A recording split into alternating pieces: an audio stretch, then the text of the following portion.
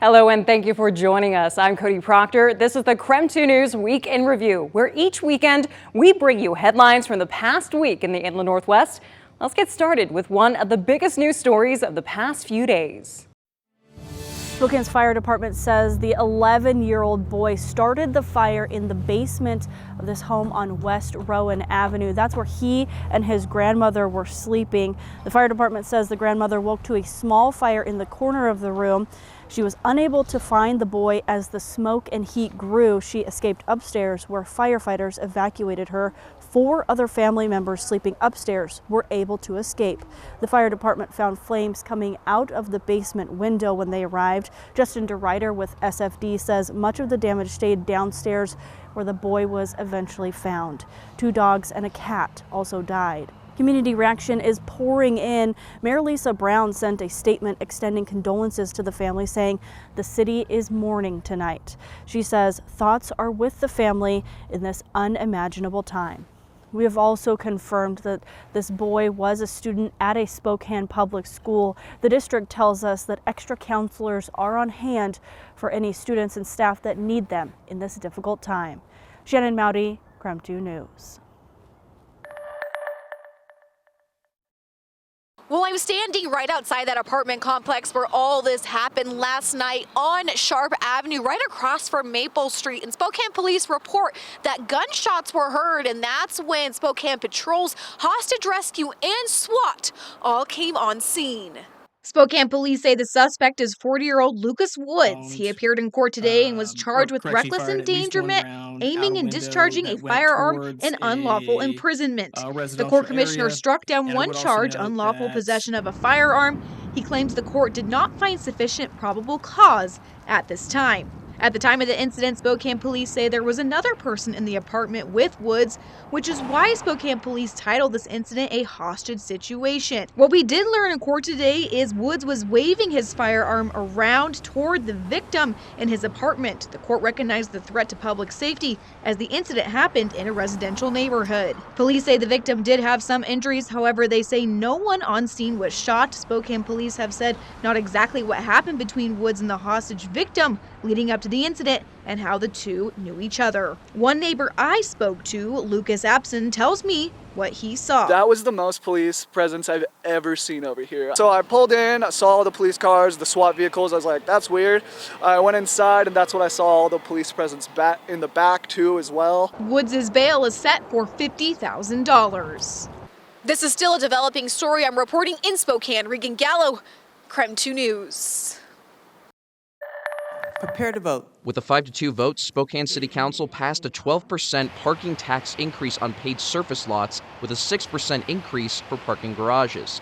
City officials say the money's going towards transportation costs to improve maintenance and keep up needed safety improvements. They also say the tax is to incentivize redevelopment, essentially turning these different paid lots into housing or commercial buildings, something the city's been working towards for years. The tax goes into effect next April. But it had its opponents. Downtown is in a fragile state. One after another, community members voiced their thoughts on the tax at Monday's meeting. Betsy Coles argued the tax will do more harm than good to downtown businesses, saying less people will want to pay more to enjoy the city's perks. This is a tax that's going to hit the very people that we want to have come downtown and disincentive them to come to the local shops and the others in the downtown core. Despite the pushback, people supportive of it, like Sarah Rose, say the city needs change. She argues more options for housing down the road as a result of this tax are more likely to happen and will help the city grow alongside its population. I'm starting to think the parking lot owners who oppose this are genuinely worried money from this tax could help us build a robust public transit system. With the tax now passed, Councilmember Kitty Klitsky emphasized it's one of few options the city's doing to increase revenue with help from the state legislature. These are the choices that we have based on what the Washington State Legislature allows us to do to raise revenue. It's a very limited amount of things that we can do. As we go to break, here's a check of your forecast.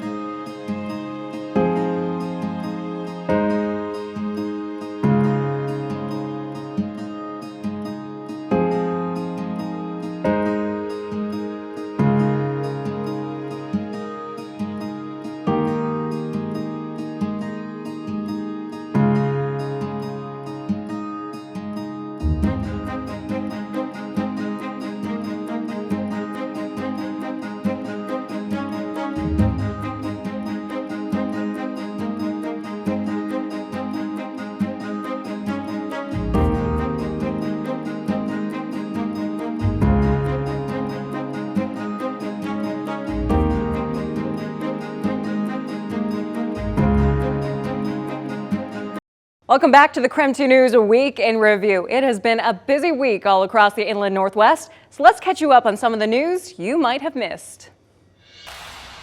On a cloudy day inside of the Valley One Church, thank you for being here to celebrate the most incredible man I've ever known. Friends and family came together to celebrate the life of Dan Arata, sharing stories. Another thing my dad did that I loved was every night before bed, he would come and tuck me in and annoy me, and I would get so mad at him because I just wanted to be left alone. But now I would do anything to go back to one of those nights just one more time. And memories. He was patient when I didn't deserve it. Like the time before my baby shower when I swore he said the truck took diesel. For the God-fearing man who led by example, showing it's not about the mistakes you make in life, but how you overcome them. God looked at Dan's ashes, years lost to alcohol, pills, darkness, and chains no program alone could break, and he spoke life. A revelation creating a path forward to not only his wife Nadine, but a path towards strengthening his family's bond. I love you, my stranger-turned soulmate. Thank you for being still with me while God wrote the most beautiful love story I've ever lived. I feel most fortunate that God chose me to be your wife. After nearly a dozen speakers, bold, caring, and generous, these are the words used repeatedly to describe Arata, the man he was, and how they'll remember him. My dad wasn't just my dad, he was my biggest mentor, my biggest inspiration, and quite frankly, my best friend.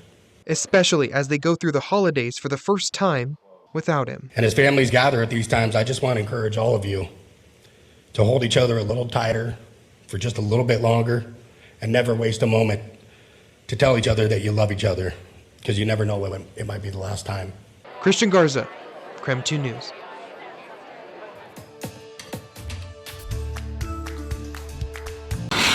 For 30 years, Zion Warren has honed his craft to near perfection. Kind of like being all in a poker game. But this is more than just a game. Glass blowing is his livelihood. After doing it 30 years of blowing glass, you can't just quit and do something else. It's a job, he says, never loses its excitement. So that's the start of everything, just a little bit of glass there. This isn't too heavy yet, but every foot that's away from you, the weight doubles. This is about 2,100 degrees in here. All right, so there's the color. Got to get my sleeve, protect me from the extreme heat. Keep going, a little more. Okay, coming out.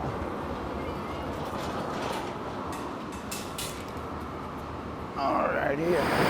Not too high, about a little down, down a little bit. All right, spin it. Okay, let's get water on there. When complete, it's permanent, it's there forever. Warren says it's a piece of art that makes people know they're capable of creating something meaningful. It stokes people out, makes them feel good about themselves when they make something out of glass. And it's a way for Warren. I really like Idaho, and I like to have a state pride item. To give back to Idaho. I do a lot of the trees and stuff like that, and I even have a tree version of the Idaho over here, but there's still lots that I haven't done. All right, let's hit it from underneath. Ready? Ready.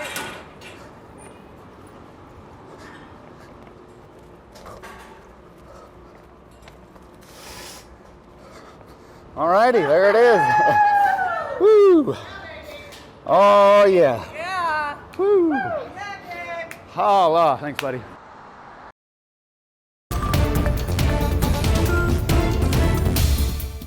Thanks for joining KREM 2 News this weekend. I'm Cody Proctor. Right now, we're taking a look back at some of the news stories from the past week in this edition of the KREM 2 News Week in Review. Saddened to hear about that, the case of that patient.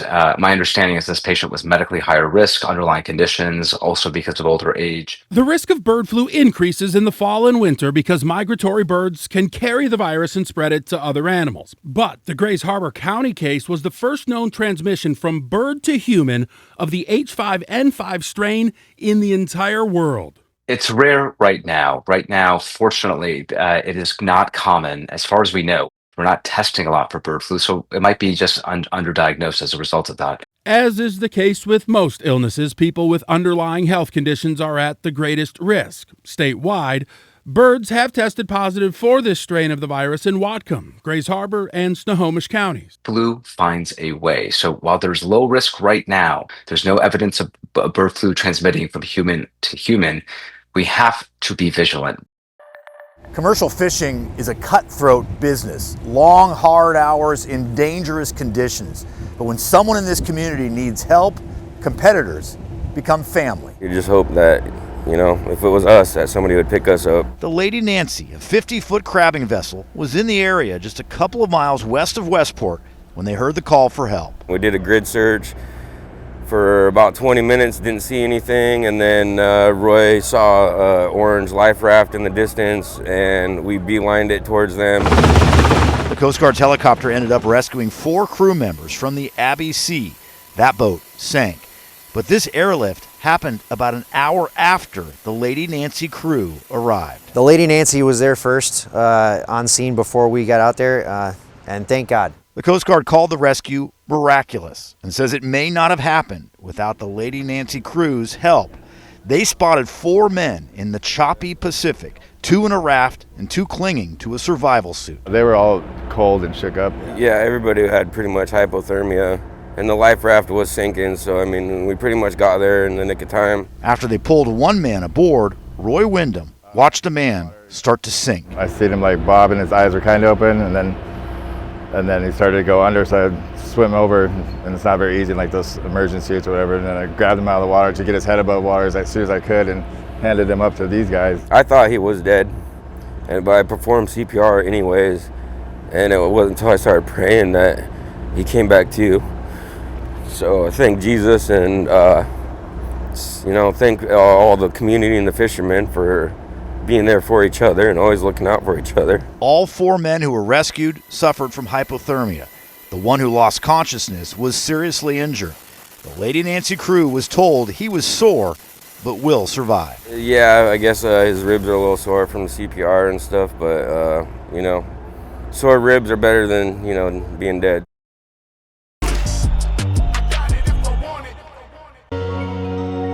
The uncertainty is gone. Berkeley Catton is a professional hockey player. Now, with over 10 games under his belt, the Kraken have chosen to burn his entry-level contract. And it looks like Catton's time in the NHL will continue.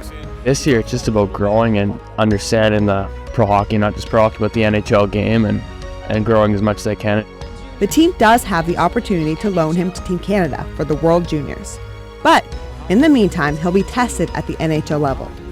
Berkeley didn't see ice time with the Kraken until October 20th, but with Jared McCann out of the lineup, Catton has stepped up. The first one, obviously, to play that and just get that, and then, play a couple and then play 10. It's been good. A lot of different positions and stuff like that, but I've been learning a lot. It's been great. The biggest lesson so far? Honestly, just like how responsible you have to be all over the ice. Lane Lambert has talked about Catton's versatility and the fact that he can play him in various positions. Catton says he's ready and willing to do whatever it takes. Whether that's being wing or center, but I like playing both because I get a good perspective on everything and all the systems and just being reliable wherever I can and play up and down the lineup, which has been great. For a kid who's been dreaming of skating with the pros his whole life, there are a few things that have surprised him. I don't know, it's kind of cliche, but just like how good everyone is. Like there's no weak links on any team, and everyone can make plays. If you're the littlest bit out of position, you'll get exposed. Berkeley is playing with his role models and is taking every opportunity to learn. It's been pretty cool with Ebbs, I think. One of my role models growing up, and then, to be on a line with him for a bit, and he's kind of helped me out a lot. And, Chandler too, he's from Saskatoon, he's helped me out a lot. Now, going into the rest of the season with more certainty, Catton is keeping his eyes ahead. Come the end of the year, I want to be a better player than I am now, and just keep building and learning, and there's going to be lots of downs, but there'll be lots of ups too. So, I'm excited to go through it. Welcome back. Before we wrap up this edition of the KREM 2 News Week in Review, we want to remind you that you can get the latest newscast and weather forecast anytime on KREM 2 Plus. It's free to watch and download for Roku, Amazon Fire, and on Apple TV. Now here's one more story before we go. 17-year-old Mary Head loves dancing. I do jazz and lyrical and ballet, and I love doing that. But in recent years, her favorite hobby had become exhausting. I was so tired afterwards and like so achy everywhere. And that would last, all week. It wasn't a mystery why. Since she was very young, Mary knew her kidneys were failing. When she was just 9 months old, doctors diagnosed her with a rare genetic condition known as cystinosis. It can lead to kidney failure and also impacts the eyes. It's all I've ever known. But I've always had to take, all these medicine, eye drops every hour. After years of enduring symptoms, it was time to consider a kidney transplant. And her older sister, Audrey, was ready to answer the call. She gave me her organ, but nothing was in it for her. It was just so selfless and truly amazing and really just a gift of life. For me, we all, look out for each other. So it was kind of a no-brainer. Mary's sister, 23-year-old Audrey, now lives in Oklahoma with her husband. She did not hesitate when she learned she was the best match to donate her kidney. Felt like that was the best thing to do, and it wasn't really a decision. The transplant represents the 250th living donor kidney transplant performed at Seattle Children's Hospital, a milestone that underscores decades of medical advancement. Dr. Andre Dick, the hospital's surgical director for kidney transplants, says living donor transplants offer the best outcomes. These are 250 renewed futures, right? These kids get to live a full and productive life, and it speaks to the testament of the power of the human spirit. The surgery took place at separate hospitals, Mary at Seattle Children's and Audrey at UW Medicine. Days later, when the sisters reunited, the bond was undeniable. It was so nice to see her, see how she was doing and how she was feeling. We were both going through, something hard as big as a transplant, and it was really nice. Dr. Dick says advances in surgical techniques, immunosuppression medications, and post-operative care mean transplant patients can now leave the hospital in as little as 5 to 7 days, a dramatic improvement from decades past. It's a tremendous advance in the technology, and not just with one sort of team member, as I mentioned, multidisciplinary team. Now recovering at home, Mary is already looking forward to returning to dancing, this time with the energy she hasn't had in years. She's also planning to pursue pediatric nursing after high school, hoping to give back the way medical professionals gave to her. For her sister Audrey, the message to others considering kidney donation is simple. I mean, everyone's situation's a little bit different, but from my experience, it's worth it if it can really help someone else. For HealthLink, I'm Christine Pei reporting. Thank you for spending part of your weekend with us on the KREM 2 News Week in Review. Be sure to keep it here on KREM 2 for more news and weather updates. I'm Cody Proctor. Thanks for watching.